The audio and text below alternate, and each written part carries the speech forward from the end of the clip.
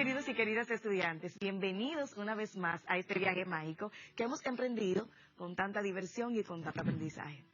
En el día de hoy, antes de iniciar, les quiero invitar a que hablemos un poquito el hilo de la memoria y que recordemos qué vimos y aprendimos la semana pasada. Veamos.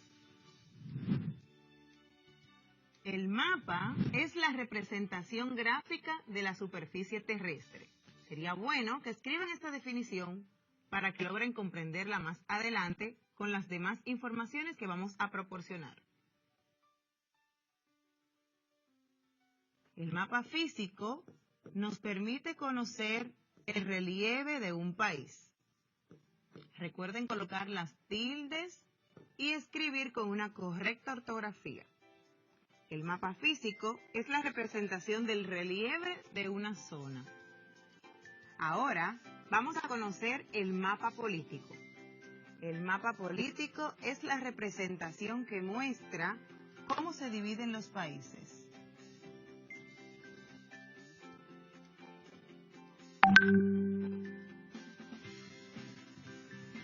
Ahora vamos a continuar conociendo otros tipos de mapas. El otro tipo de mapa que quiero que ustedes conozcan es el hidrográfico. Este representa la masa de agua de un país. Vamos a conocer ahora el mapa demográfico. El mapa demográfico es la distribución espacial de la población de un país. Recuerden que nuestro país está dividido en 3 regiones, provincias y municipios. Tiene 31 provincias y un distrito nacional. Puerto Rico, República Dominicana, Haití, Cuba y Jamaica. Son polígonos aquellas figuras que tienen los lados rectos y cerrados.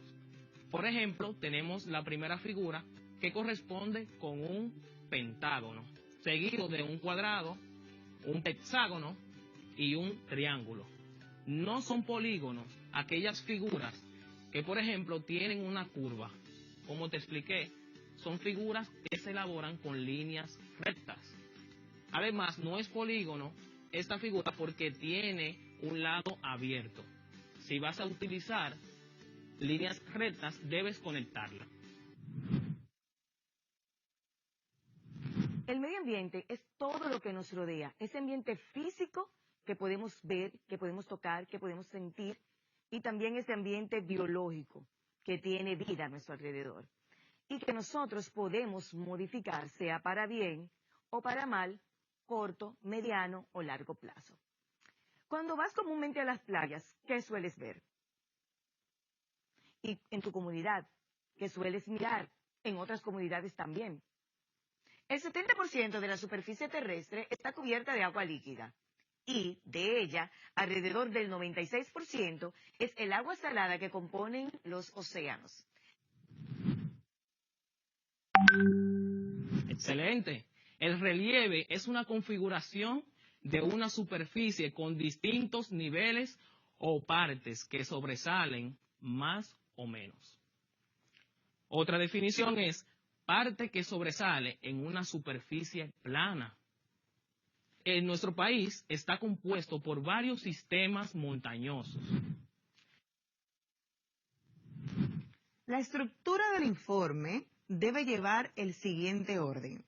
La primera parte que debe tener el informe en su estructura es el título de la obra. Luego, el autor. Después, una oración temática o descripción del tema.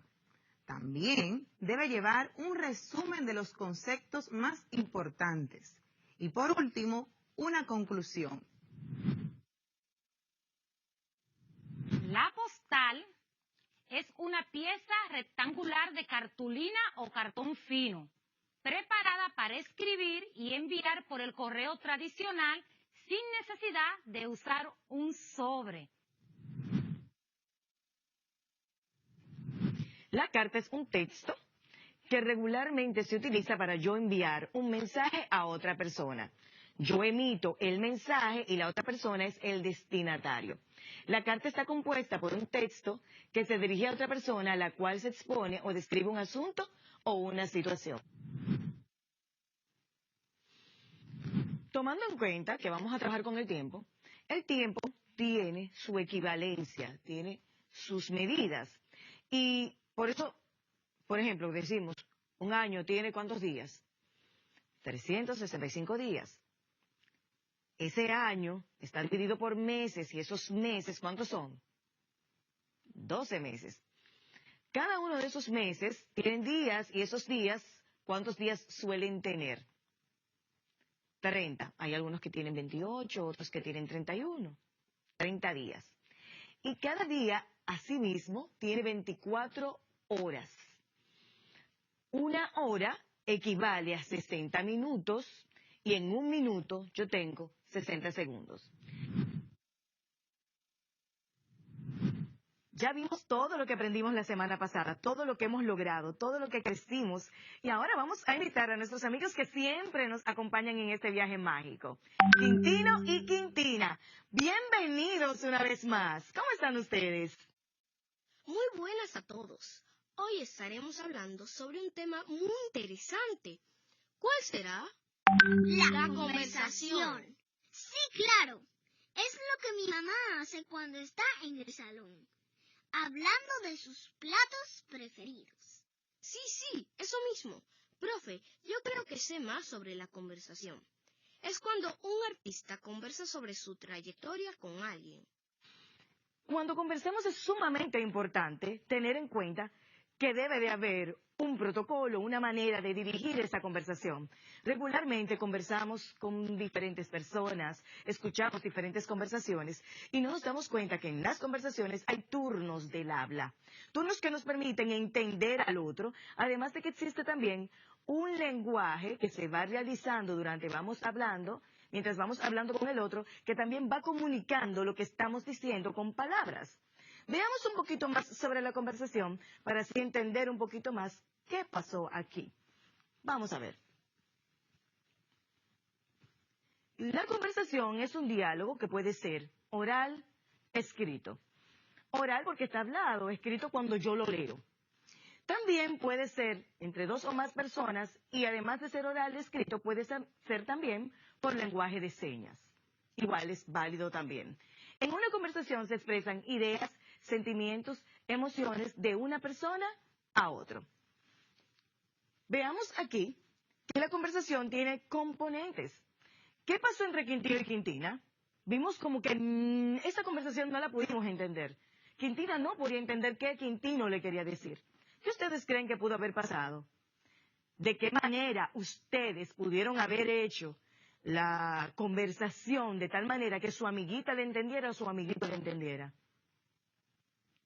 Regularmente, cuando hablamos, fíjense que a veces yo les hago preguntas y me quedo un momentito, detengo un momentito, hago un silencio, esperando de ustedes una respuesta. Igual la hacemos cuando hablamos con otras personas. Si no nos detenemos, si no brindamos el turno, entonces no vamos a entender. Eso es igual como cuando estamos en una hilera esperando algo, queriendo tomar algo. Tenemos que esperar y respetar la entrada de la otra persona. Bien, veamos algunos ejemplos de conversaciones. Aquí vemos esta conversación, esta, y les cuento que en toda conversación existe lo que es un moderador, o debe haber un moderador. La conversación no se da solamente entre dos personas, sino que se puede dar entre un grupo de personas, obviamente. Pero cuando la conversación se da entre un buen grupo, es muy necesario que exista un moderador para evitar situaciones como las que se les presentó a Quintino y a Quintina. ¿Qué hace el moderador? ¿Tú sabes lo que es un moderador?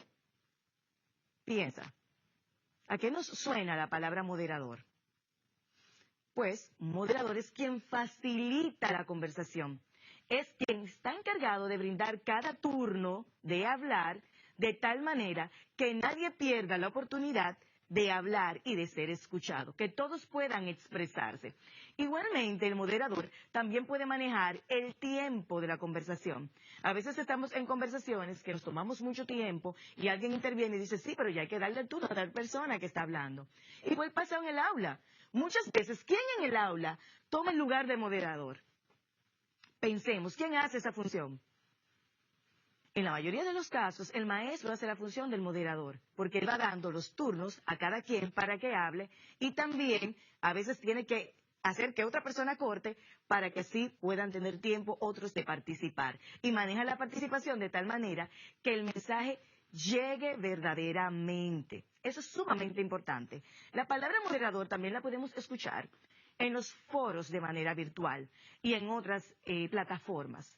El moderador a este nivel de virtualidad es una persona que se encarga de que el foro, por ejemplo, una conversación iniciada, esté en el orden que se debe dar. Esto me recuerda una anécdota que tuve bien reciente en un curso que estuve haciendo para formarme, para estar con ustedes, que era sobre herramientas digitales. Recuerdo que había un foro que una compañera se apresuró y llenó antes de tiempo, y cuando ella la llenó, entonces el moderador la llamó corriendo antes de que se venciera el tiempo, para que ella borrara su mensaje a tiempo, porque no le tocaba a ella hablar.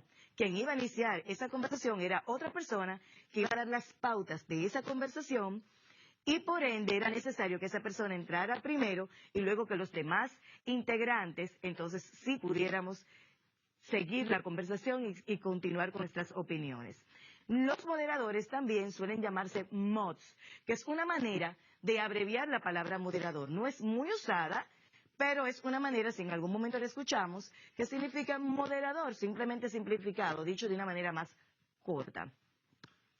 Es muy importante cuando tenemos una reunión de trabajo, quizás un grupo de trabajo que hemos formado en la escuela, quizás una reunión familiar, que nosotros tengamos una persona que va a moderar ese encuentro, una persona que va a decidir quiénes van a tomar los turnos de habla para que así nos podamos entender mucho mejor. Veamos. Aquí vemos los diferentes turnos de habla. Cuando una persona entra, cuando otra, entonces ya toma el turno.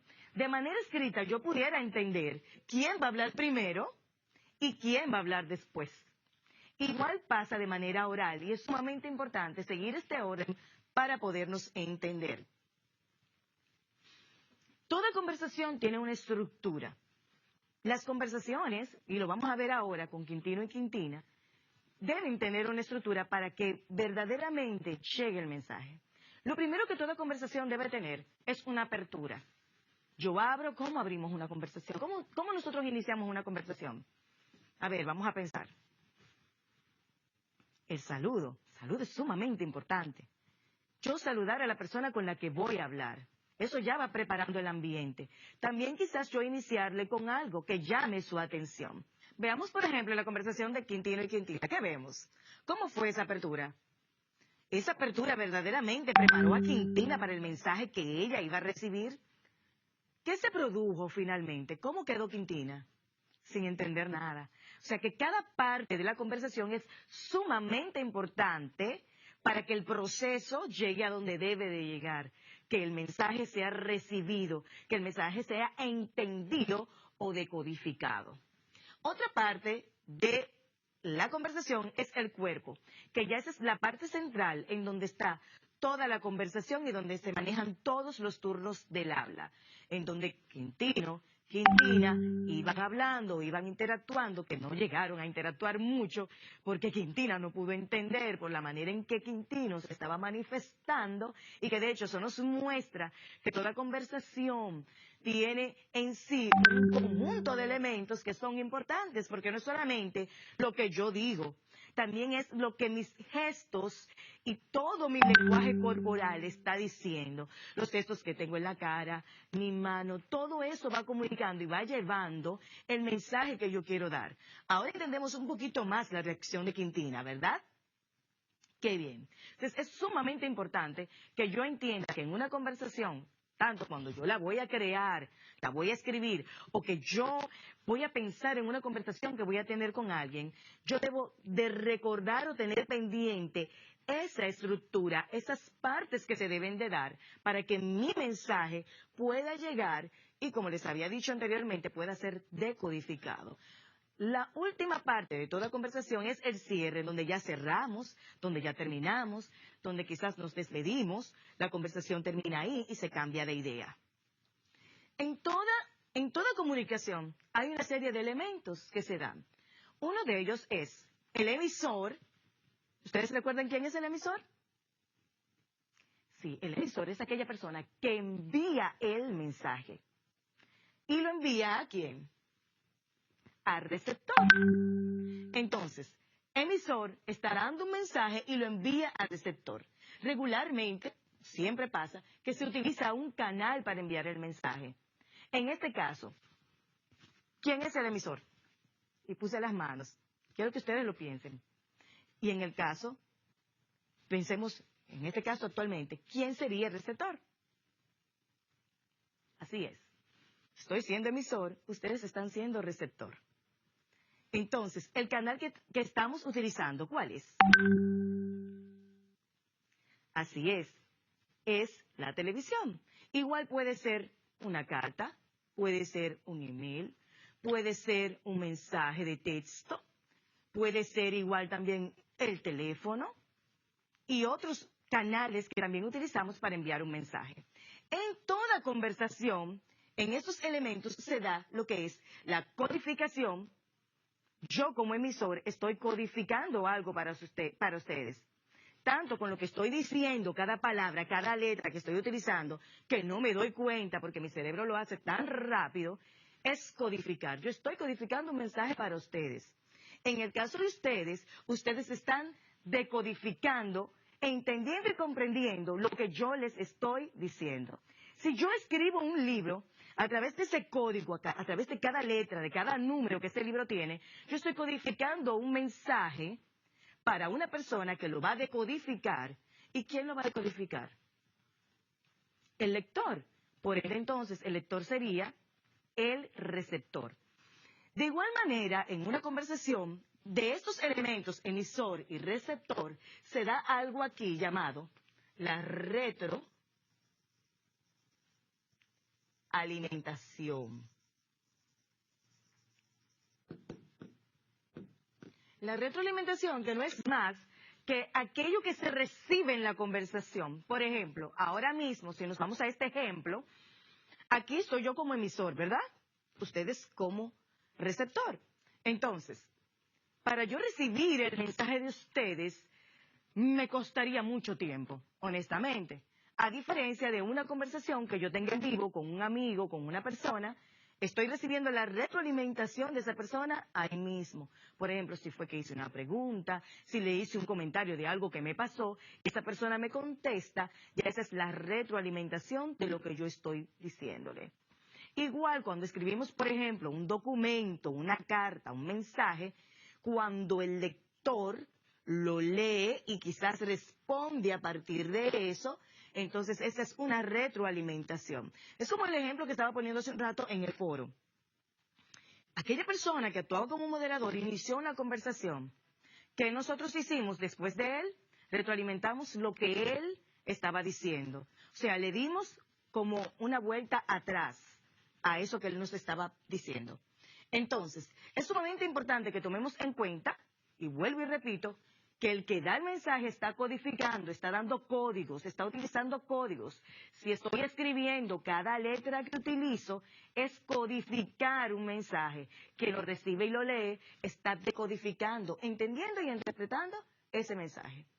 Ahora, a partir de todo lo que hemos visto sobre la conversación, yo te invito a que tú tengas un momento con tu familia y que practiques esta estructura que debe de llevar toda conversación. Puedes hacerlo, lo vas a hacer de manera oral primero.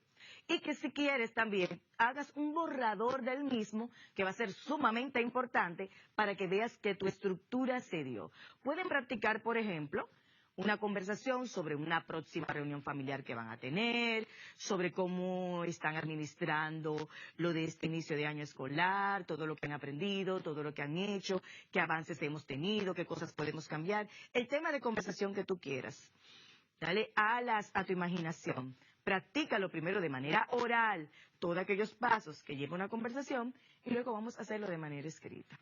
La conversación es un diálogo entre dos o más personas. Puede haber un grupo de personas, pero en toda conversación se deben de dar una serie de reglas y llevar siempre a cabo esa estructura de tal manera que el mensaje pueda llegar y ser decodificado, que es nuestro propósito siempre que lo enviamos, por el receptor.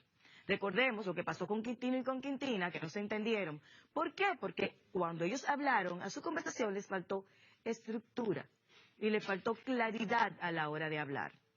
Entonces, también recordemos que en toda conversación hay elementos. Está un emisor que envía el mensaje, el receptor que lo recibe.